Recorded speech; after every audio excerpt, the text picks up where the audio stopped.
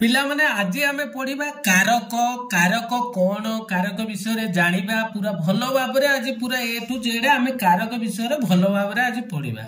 कारक कौन पिला माने कारक कौन आम केमी जानिबा वाक्य रे क्रियापद सहित जो पदर संबंध थाए ताको आम कारक कुआ जाए। कारक क्या कुआ जाए पिला माने जानिले गोटे वाक्य से वाक्य रे क्रिया गोटे अच्छी क्रियापद सहित जो पदर डायरेक्ट संबंध थी क्रियापद सहित डायरेक्ट संबंध कौन पिला माने मनकर आम गोटे वाक्य लिखिले मु भात खाइली एटी खाइली खाइलीटा कौन एटा पिला माने एटा हला गोटे क्रियापद ए क्रियापद सहित कौन कहार संपर्क रोची ए मुर भी संपद रही मुर भी संपर्क रही देखो पिला माने आम लिखिले एटी कौन मु खाइली हे परिबो मु भात खाइली मध्य हे परिबो ए क्रियापद सहित अन्य जे कोनसी पदर संबंधटा को आमे कोन कहबा पिला माने कारक कहबा। भल भाव पिला माने मने रखितंतु वाक्य रे जदि क्रियापदटी नथिबो ताला आमे कारक खोजिले मध्य पाई परिबा नाही। ए क्रियापद को नै कि अन्य सब पदर संबंध थाए ए क्रियापदटी होची गोटे वाक्य रे कारक को चिन्हिबा को हमको सहाय्य करे। मु भात खाइली एटारे खाइली हैला गोटे क्रियापद एई पद सहित मु भात मुर संपर्क अछि भातर मध्य संपर्क अछि। कारक को कौन करा है पिला माने कारक को 6 भाग रे विभक्त करा है। कारक को केते भाग रे विभक्त करा है कारक जो पळे 6 भाग रे ओडिया रे ग्रामर आमे जा कहउचंती कारक ताकू 6 भाग रे विभक्त करा है। गोटे हला कर्ता कारक कर्म कारक करण कारक संप्रदान कारक अपादान कारक और अधिकरण कारक। एको पिला माने हम किछि बुझीबा दरकार नै आम मनर आपे आपे पूरा रही जिवो आमे भलो भाव रे टिके ताकू नजर करिबा देखिबा। कर्ता कारक कोन कर्ता कारक कोन पिला माने आमे आगुरु जानिचंती कर्ता कर्म ए विषय आमे बहुत भल भाव रे पढ़िचंती गोटे वाक्य रे कर्ता किए कर्म किए एको भल भाव रे जानिचंती। प्रथमे देखिबा कर्ता कारक जे पिला माने खाली मने रखितंतु जे करे ताकू हैला कर्ता कारक कुआ जाय। करे कोन जे कार्यटा को करे जे मुख्य भूमिका ग्रहण करे से हैला कर्ता कारक। गोटे एग्जांपल पिला माने आमे गोटे उदाहरण दबा मु भात खाइली एठारे एई कार्यटी की कला किए एठारे मु कोन कली भात खाइली मु हेली एठारे कोन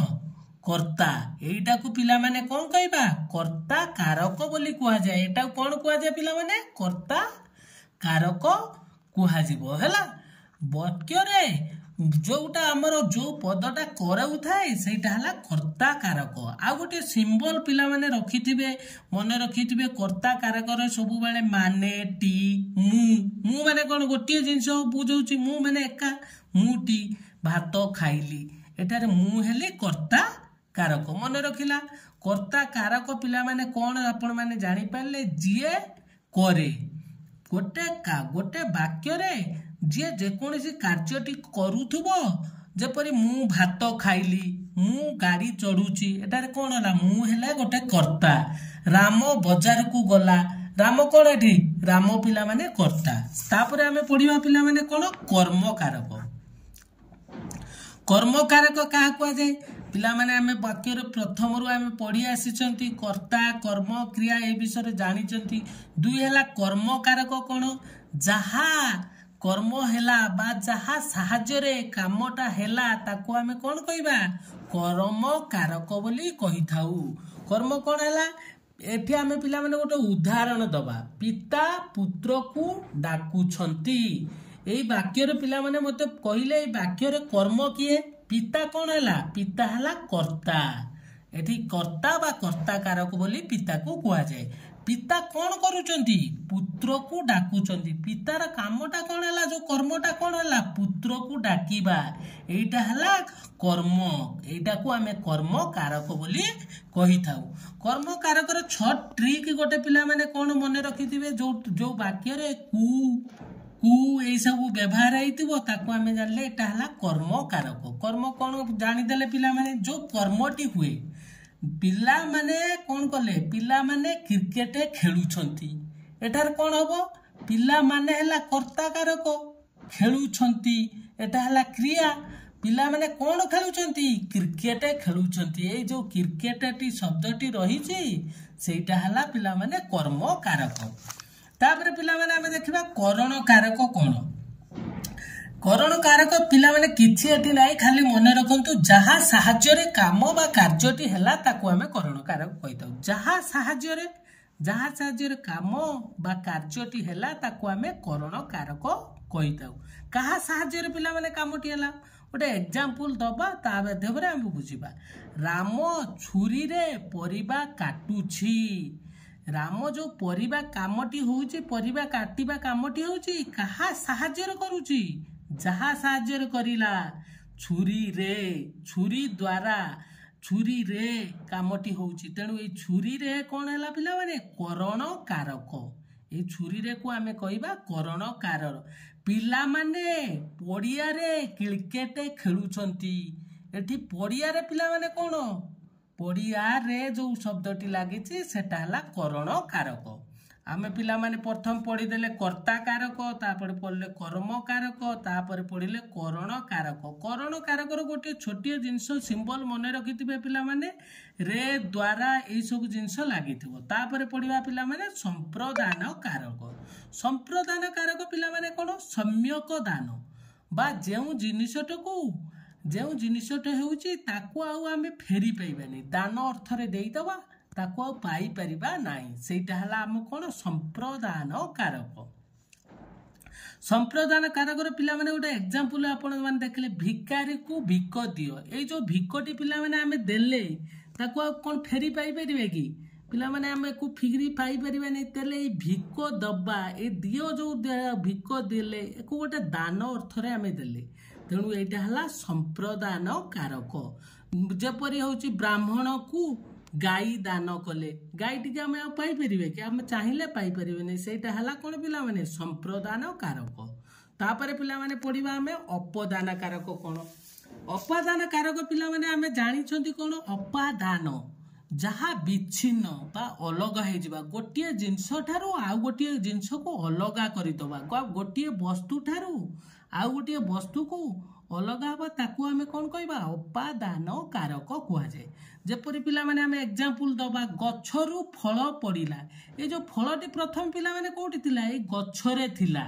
ଫଳଟି ପଡିଲା ମାନେ କୋଉଠି କି ତଳକୁ ପଡିଲା ମାନେ ଗଛ ଠାରୁ ଇଏ ଅଲଗା ହେଲା ତାହେଲେ ଏଇ ଗୋଟିଏ ଜିନିଷ ଠାରୁ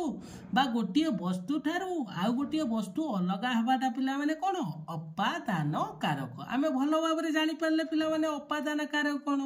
ଗଛରୁ ଫଳ ପଡିଲା ଗଛରେ ଫଳଟି ଥିଲା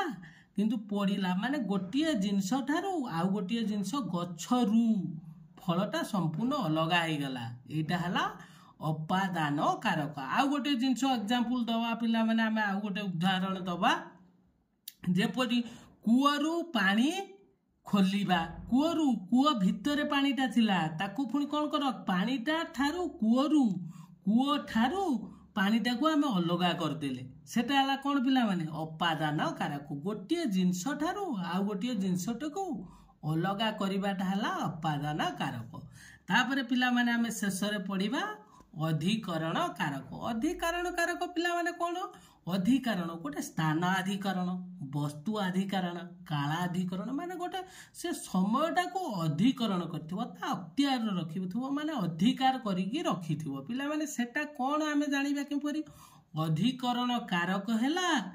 ଅଧିକାର କରିବା ମନେକର ପକ୍ଷୀଟି ଏକ୍ସାମ୍ପଲ ଗୋଟେ ଦବା ଡାଳରେ ପକ୍ଷୀଟି ବସା ବାନ୍ଧିଛି ଏଇଟା ଡାଳରେ ପକ୍ଷୀଟି ବସା ବାନ୍ଧିଛି ପକ୍ଷୀଟି କଣ କରିଛି ଗୋଟେ ବସା ବାନ୍ଧିଛି ଗଛର ଗୋଟେ ଡାଳଟାକୁ ସେ ଅଧିକାର କରିଛି ଏକୁ କଣ କରାଯିବ ପିଲାମାନେ ସ୍ଥାନାଧିକରଣ ମାନେ ସମୟଟାକୁ ସେ ଗୋଟେ ସ୍ଥାନଟାକୁ ଅଧିକାର କରିକି ରଖିଛି ଆଉ ଗୋଟେ ଏକ୍ସାମ୍ପଲ ପିଲାମାନେ ଆମେ ଦବା ନଦୀ